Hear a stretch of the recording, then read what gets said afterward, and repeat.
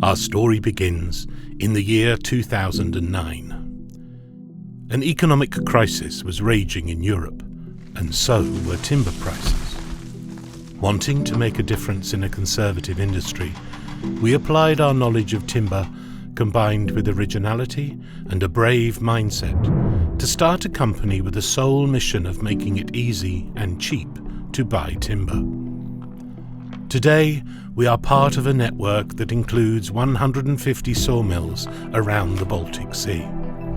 We are not just part of a network like the one on LinkedIn. We have been there at every sawmill, talked to those who work there, seen the machinery, and gauged the quality.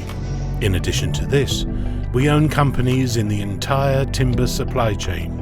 As a result, we are involved in the tree's entire journey, from the cutting and sawing to the processing, painting, and planting of new trees.